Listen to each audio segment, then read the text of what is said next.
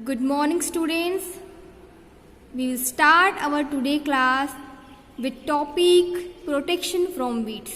अब weeds क्या होते हैं हम पहले पढ़ चुके हैं. weeds ऐसे plants होते हैं, ऐसे पौधे होते हैं जिनकी हमें ज़रूरत नहीं होती है. ठीक है, वो बिना काम के उग आते हैं तो आपको इन्हें निकालने की ज़रूरत होती है. और क्यों हमें इसको निकालना पड़ता है? क्योंकि ये जो है वो हमारी क्रॉप्स का न्यूट्रिएंट्स छीन लेते हैं, इसीलिए. In a field many other undesirable plant may grow naturally along with the crop. This undesirable plants are called weeds. जैसे मैंने आपको बताया, जिनकी हमें ज़रूरत नहीं होती है. ठीक है, मीन्स ये जो अनडिजिरेबल प्लांट है जिनकी हमें ज़रूरत नहीं होती है, ये खुद उगाते हैं. Okay. The removal of weeds is called weeding. And जो रिमूवल वीड्स होते हैं, ठीक है, उनको हम क्या कहेंगे? वीडिंग कहेंगे. Weeding is necessary since weeds compete with the crop plants for water.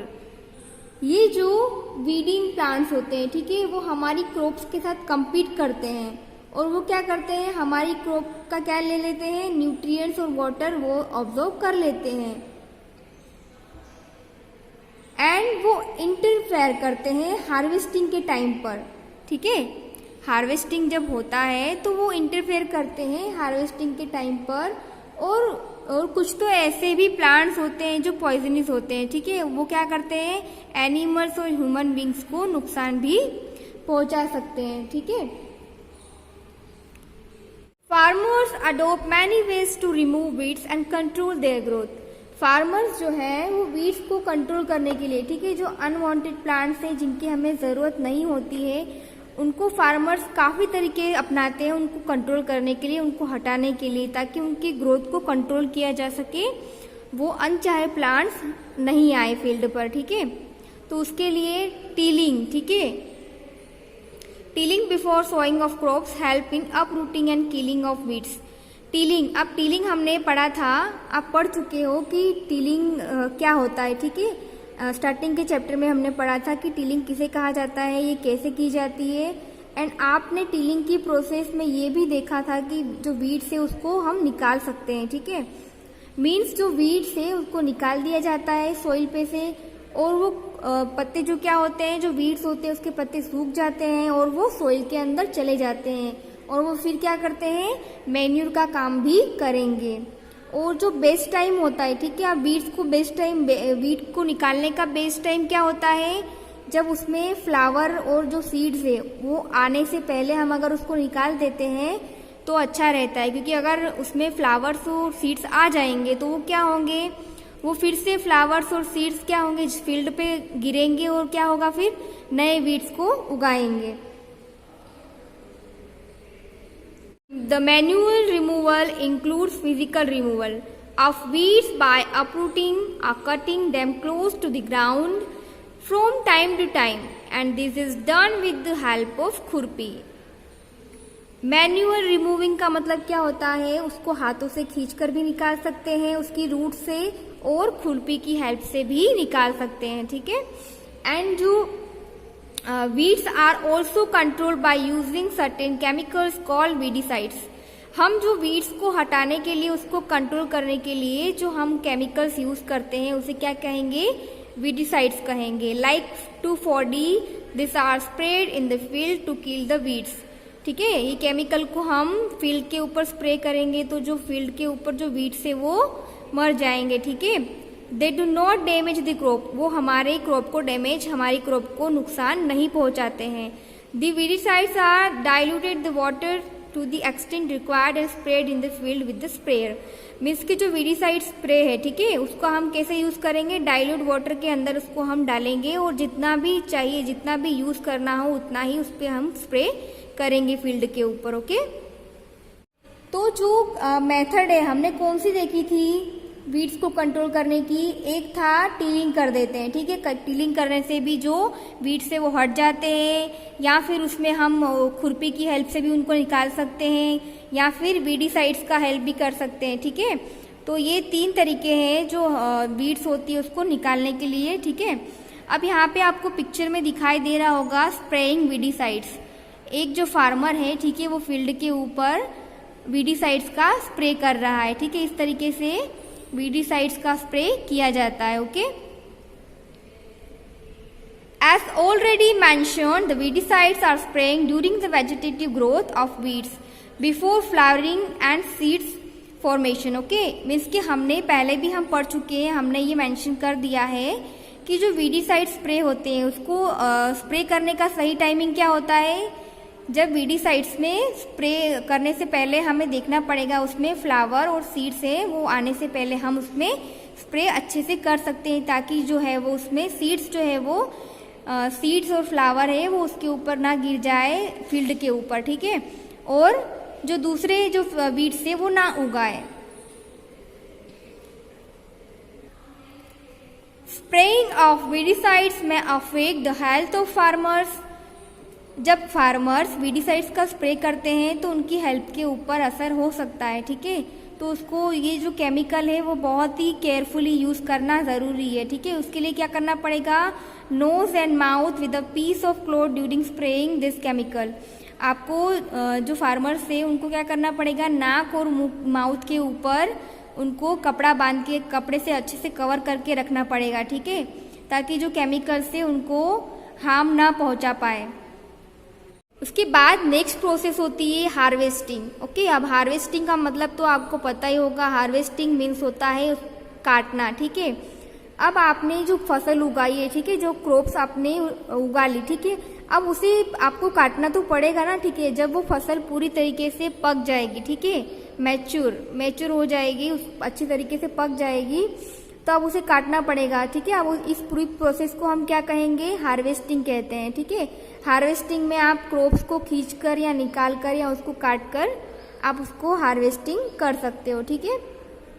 Serious crops जो होते हैं, ठीक है, वो उसको मैच्योर होने में कितने मंथ का टाइमिंग लगता है, 3 to 4 मंथ का टाइमिंग लगता है, ओके। अब हार्वेस्टिंग जो होता है वो हमारी कंट्री में हम लोग कैसे करते हैं, हाथ से काट कर, ठीक है, सिकल का यूज करके या फिर मशीन से करते हैं, ठीक है, जिसको हम लोग हार्वेस्टर कहते हैं। और जो हार्वेस्टर क्रॉप होती है, ठीक है, जैसे सीड्स का जो ऊपर का जो कवर है, जैसे आप मान लो कि गेहूं का है, ठीक है, आपने गेहूं के कवर को देखा तो होगा, ठीक है, गेहूं का जो कवर है उसको हटाना होता है, ठीक है। ग्रेन के ऊपर का जो कवर होता है उसे शाफ्ट कहते हैं। एंड इस प्रोसेस को, ठीक है, एंड जो सीड्स को जो शाफ्ट करने की जो प्रोसेस होती है उसे थ्रेसिंग कहते हैं। This is carried out with the help of a machine called combine, which in fact combine harvester and threshing, ठीक है। अब जो मशीन से जो साफ करते हैं, ठीक है, उसमें क्या होता है, उसको काट कर भी उसको हार्वेस्ट करके भी कर सकते हैं, ठीक है, और उसको थ्रेसर करके भी करते हैं। मीन्स जो मशीन होती है, ठीक है, वो क्या काम करती है, वो हार्वेस्टर का काम भी करती है और थ्रेसर को भी काम करती है। आपको यहाँ पे पिक्चर में दिखाई दे रहा होगा कंबाइन, ठीक है, मीन्स की जो मशीन है वो क्या करेगी, हार्वेस्टर का मीन्स के फसल को क्रॉप्स को काटने का काम भी करेगी और वो उसको थ्रेसर का मीन्स की जो ग्रेन से सीड से, ठीक है, उसको निकालने का काम भी, साफ करने का काम भी करेगी। Farmers with small holding of land do the separation of grain and chaff by winnowing. You have already studied in 6th class. Winnowing means हमने 6th क्लास में पढ़ा था कि विनोइंग मशीन भी होती है, ठीक है, और आपने देखा भी होगा कि जो औरतें हैं वो छलनी से लेकर भी जो ग्रेन से सीड से उसको हिलाती है और इसी तरीके से वो शार्प भी कर देती है, ठीक है, या फिर फेंस की हेल्प से भी शार्प किया जाता है। शार्प मीन्स के जो ग्रेन्स होते हैं, सीड्स होते हैं, ठीक है, उसके ऊपर का जो कवर होता है उसको अलग करना, उसको साफ करना, ठीक है। स्टोरेज, तो स्टोरेज हम कैसे करते हैं, storage of produce in important task. Storage जो होता है वो बहुत ही मोस्ट इम्पोर्टेंट टास्क होता है, ठीक है। अगर हम जो ग्रेन से, ठीक है, अगर उसको लंबे टाइम तक हमें चलाना है, ठीक है, तो हमें उसको क्या करना पड़ेगा, मॉइस्चर, इंसेक्ट, रेड से बचाना है, तो हमें उसको अच्छे से उसको स्टोर करके रखना पड़ेगा। और जो फ्रेश क्रॉप होती है उसमें बहुत ज़्यादा मॉइस्चर होता है। If freshly harvested grain are stored without drying, ठीक है, अगर हम जो हार्वेस्टेड ग्रेन है उसको हम बिना सुखाए अगर उसको हम स्टोर कर देते हैं तो उसमें वो क्या हो जाएगी, स्पॉइल्ड हो जाएगी, और क्या होंगे जो माइक्रो ऑर्गेनिजम्स है वो उसके ऊपर अटैक कर देंगे, ठीक है। और जिससे हमारी जो फसल है वो हम यूज़ नहीं कर पाएंगे, ना ही हम उसे खा पाएंगे और ना ही हम फिर से उस फसल को उगा पाएंगे, ठीक है। तो सबसे पहले हमें प्रॉपरली उसको अच्छे से ड्राई करना पड़ेगा सनलाइट में, ताकि जो उसका मॉइस्चर है वो चला जाए। और जो इंसेक्ट्स है, ठीक है, this prevent the attack by insects, paste, bacteria and fungi, ये सारे जो क्या है उसके ऊपर उसके अंदर ना आ जाए। Farmers store grains in jute bags or metallic bins. However, large scale storage of grains is done in silos and granaries to protect them from pests like rats and insects. Okay, जो farmers होते हैं वो क्या करते हैं, grains को store करने के लिए जूट बैग्स, ठीक है, या जूट बैग मीन्स के जो कट्टे होते हैं, ठीक है, जूट के जो कट्टे होते हैं या फिर मेटालिक बीन्स होते हैं उनका यूज़ करते हैं। अगर काफ़ी ज़्यादा मात्रा में अगर ग्रेन्स होते हैं तो वो लोग सिलोज या ग्रेनरीज, ठीक है, मीन्स के जो गोदाम होते हैं उनका यूज़ करते हैं। किससे प्रोटेक्ट करने के लिए, रेट्स एंड इंसेक्ट जो होते हैं उससे प्रोटेक्ट करने के लिए।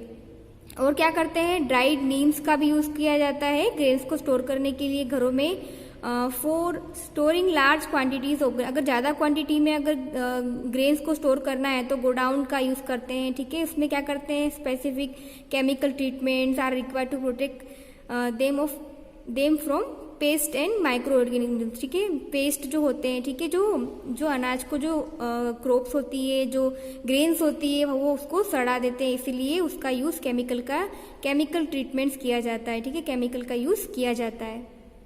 From animals activity 1.3 make the following table in your notebook and complete it. Okay, आपको ये टेबल नोटबुक में नहीं करना है, आपको ये बुक में ही करना है। ओके, जैसे यहाँ पे टेबल में आपको क्या दे रखा है, फूड एंड उसके सोर्सेज है।